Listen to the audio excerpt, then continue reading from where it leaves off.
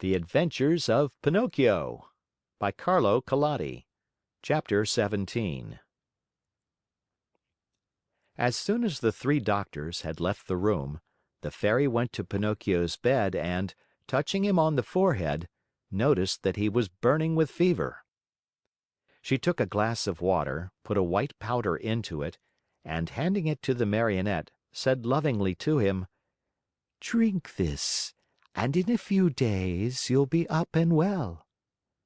Pinocchio looked at the glass, made a wry face, and asked in a whining voice, "Is it sweet or bitter?" "It is bitter, but it is good for you."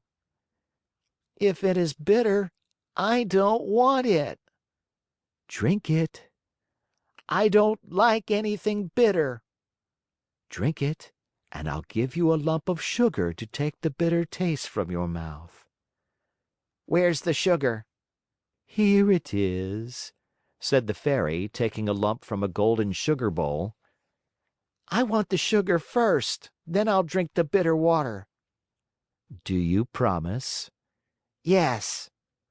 The Fairy gave him the sugar and Pinocchio, after chewing and swallowing it in a twinkling, said, smacking his lips, "If only sugar were medicine, I should take it every day."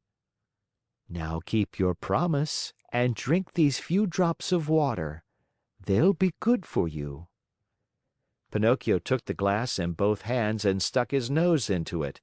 He lifted it to his mouth and once more stuck his nose into it. "It is too bitter, much too bitter. I can't drink it." "How do you know when you haven't even tasted it?" "I can imagine it. I smell it. I want another lump of sugar, then I'll drink it." The Fairy, with the patience of a good mother, gave him more sugar and again handed him the glass. "I can't drink it like that," the Marionette said, making more wry faces. "Why?" "Because that feather pillow on my feet bothers me." The Fairy took away the pillow. "It's no use. I can't drink it even now." "What's the matter now?" "I don't like the way that door looks. It's half open." The Fairy closed the door. "I won't drink it!" cried Pinocchio, bursting out crying. "I won't drink this awful water. I won't! I won't! No, no, no, no!" "My boy, you'll be sorry." "I don't care." "You are very sick." "I don't care." "In a few hours, the fever will take you far away to another world." "I don't care." "Aren't you afraid of death?" "Not a bit. I'd rather die than drink that awful medicine." At that moment, the door of the room flew open and in came four rabbits as black as ink, carrying a small black coffin on their shoulders. "What do you want from me?" asked Pinocchio. "We have come for you," said the largest rabbit. "For me? But I'm not dead yet." "No, not dead yet, but you will be in a few moments since you have refused to take the medicine which would have made you well." "Oh, Fairy, my Fairy," the Marionette cried out, "give me that glass, quick, please. I don't want to die. No, no, not yet. Not yet." And holding the glass with his two hands, he swallowed the medicine at one gulp. "Well," said the four rabbits, "this time we have made the trip for nothing." And turning on their heels, they marched solemnly out of the room, carrying their little black coffin and muttering and grumbling between their teeth. In a twinkling, Pinocchio felt fine. With one leap, he was out of bed and into his clothes. The Fairy, seeing him run and jump around the room gay as a bird on wings, said to him, "My medicine was good for you after all, wasn't it?" "Good indeed! It has given me new life." "Why, then, did I have to beg you so hard to make you drink it?" "I'm a boy, you see, and all boys hate medicine more than they do sickness." "What a shame! Boys ought to know, after all, that medicine, taken in time, can save them from much pain and even from death. Next time I won't have to be begged so hard. I'll remember those black rabbits with the black coffin on their shoulders, and I'll take the glass and poof! Down it will go." "Come here now and tell me how it came about that you found yourselves in the hands of the assassins." "It happened that Fire Eater gave me 5 gold pieces to give to my father, but on the way I met a fox and a cat, who asked me, 'Do you want the 5 pieces to become 2,000?' And I said, 'Yes.' And they said, 'Come with us to the Field of Wonders.' And I said, 'Let's go.'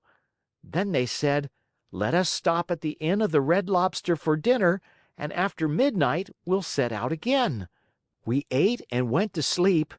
When I awoke, they were gone, and I started out in the darkness all alone. On the road I met 2 assassins dressed in black coal sacks, who said to me, 'Your money or your life.' And I said, 'I haven't any money,' for, you see, I had put the money under my tongue.